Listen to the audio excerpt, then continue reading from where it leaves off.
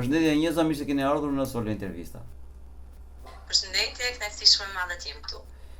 Ju e vini nga fusha e artit. Mund të thoni diçka për karrierën? Tashmë unë jam e fokusuar tek muzika klasike operistike, jam soprano. Karriera ime në fakt është trirë më tepër në muzikën korale klasike, ku kemi kontribuar dhe kemi performuar në shumë vende të botës, sidomos me korin si Parantum, i cili është një kor nga Kosova. Kemi shkuar në Tajland, kemi shkuar në Gjermani, në Barcelonë, në Danimark, në Greqi, në vende të ndryshme, duke sjellë dhe çmime të para. Tani për momentin jam më e koncentruar tek arti dhe kultura në Shqipëri, sepse mendoj që pas kësaj eksperience që kam, mendoj që mund të kontribuojmë më mirë në Shqipëri. Në Shqipëri sa e vështirë është për një artist sot? Dhe një artist koral, po themi ne, si ty. Të themi të drejtën, jam edhe e koncentruar tek pjesa solistike dhe korale, mendoj që është goxha e vështirë. Pjesa më e vështirë nuk është se e bën vendi ku ti do performosh, por e bën shpërblimi ekonomik. Patjetër, është bukur të jesh artist, është bukur të bësh art, por në momentin që ti e ke profesion, patjetër kërkon që edhe të shpërblehesh në mënyrë të drejtë për drejtë me ato çfarë përfaqëson. Në Shqipëri e gjejmë pak të vështirë ndoshta si artiste e re për të kriju këtë profesion, për ta zhvilluar këtë profesion. Andaj shumica e muzikantëve janë pak të koncentruar edhe te pjesa e mësimdhënies, duke qenë se pjesa e performimit të muzikës klasike më tepër, por jo vetëm e këngëtarëve, jo të muzikantëve, por edhe të performuesve të cirkut, balerinëve, instrumentistëve, është goxha e vështirë, prandaj shumica drejtohen te pjesa e mësimdhënies. Po, juve si mendoni, do ishte mirë që një pjesë e muzikës popullore të këndohej nga profesionist? Muzika popullore. Tani varet se për cilën pjesë popullore, po flasim për muzikën popullore e cila është veriore apo jugore, domethënë bashkë në ndarjet e tyre. Unë si këngëtare, edhe pse jam profesioniste, unë e gjej shumë të vështirë të këndoj muzikën tonë polifonike ose polifonike, sepse mendoj që është një lloj muzike e cila do njerëz specifik, të cilët janë rritur me atë muzikë, kanë kordat vokale prish për atë muzikë. Domethënë, edhe po ti je profesionist, ndoshta nuk e zhvillon dot, nuk e performon dot atë lloj muzike. Okej, e kisha në fakt tek muzika, po themi treveve të caktuara të Shqipërisë, për shembull shkodrane, ose Shqipërisë mesme.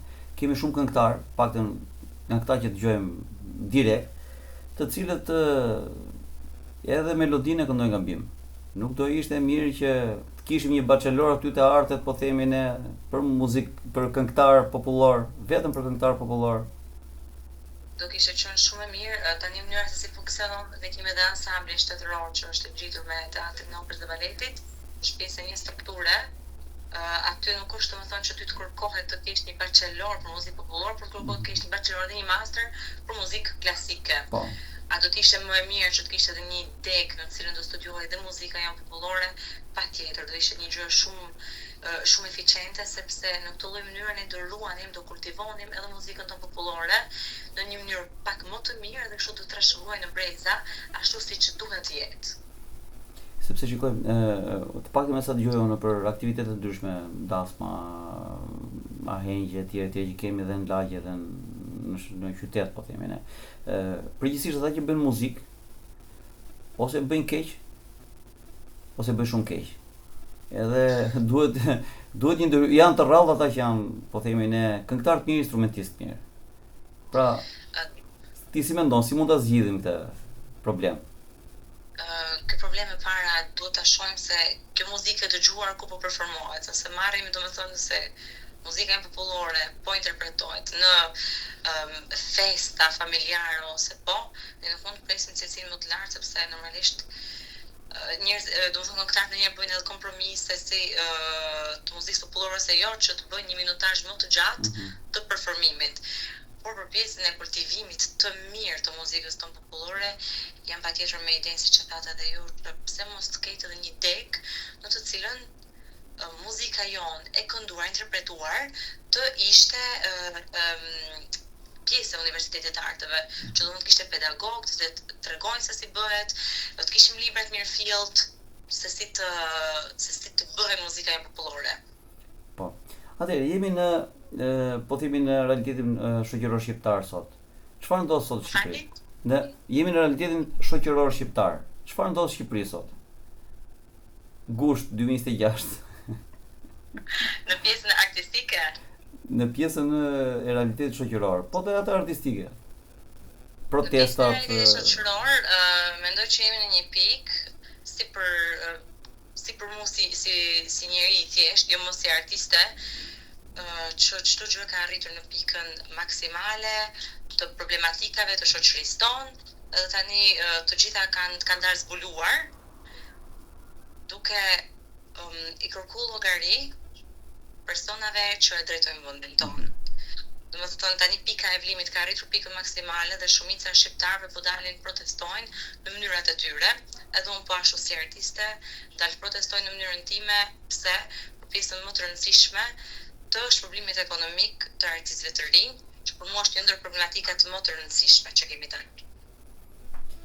Atëherë, juve si mendoni që mund të shpërblen më mirë artistët? Cilat janë mekanizmat? Është shumë e thjeshtë, është më thjeshtë.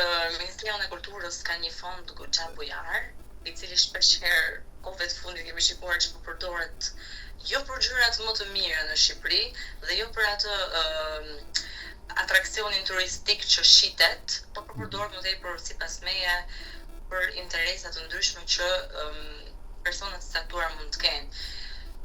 Mendoj me këtë buxhet që Ministria e Kulturës ka mund të shpërblejë artistët e rinj, po jo vetëm artistët e rinj, edhe artistët në Shqipëri shumë mirë, edhe mund të krijohet edhe statusin e artistit që të mbrojë artistët.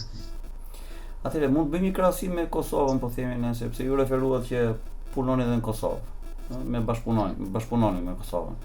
Si është aty arti muzikor? Mund ta krahasoj me Kosovën, e para gjithmonë fokusohem tek pjesa ekonomike tashmë sepse e kam profesion. Tek pjesa ekonomike ne do të shohim që Shqipëria ka një teatr opere kombëtar, ndërsa Kosova nuk e ka akoma. Dhe tek pjesa e shpërblimit ekonomik në Kosovë mund të jetë 5 herë më i madh se sa në Shqipëri. Që për mua nuk është pak edhe nuk bën sens. Sepse në një që ka asnjë teatr opere, shpërblimi ekonomik është më i madh për artistët, qoftë artist i ri ose artist me eksperiencë. Kjo për mua është një gjë që profesor tek pjesa e zhvilluarit të muzikës klasike, unë e vërej që në Kosovë janë akoma më dashamirës për muzikën klasike, e presin më me vrull, e presin më me dëshirë. Edhe në Shqipëri ndodh një gjë, e presin me shumë dëshirë, me shumë vrull, por mendoj që ne akoma mund të bëjmë politika kulturore pak më të mira. Po, si mendoni ju që mund të funksionojnë më mirë korët në Shqipëri? Korët e shkollave, korët e, ku diun, profesionistëve të ndryshëm, në mënyrë vullnetare? Korët e shkollave, gjatë teatri i operës ka një... Po, edukim, po, proces. Është një program shumë i mirë, që të angazhon në korët e shkollave të ndryshme dhe bën edhe një lloj kompeticioni. Por këtë është diçka shumë e mirë. Pastaj ka politika të ndryshme, si për shembull mund të krijojnë grupe të ndryshme të rinj, në të cilat shkojnë, bëjnë aktivitete të ndryshme, duke tërhequr të rinjt, ose nata e parë e zhvillimit të një koncerti bëhet falas. Domethënë ka shumë mënyra të ndryshme të cilat ti mund të krijosh një atraksion edhe për të rinjt.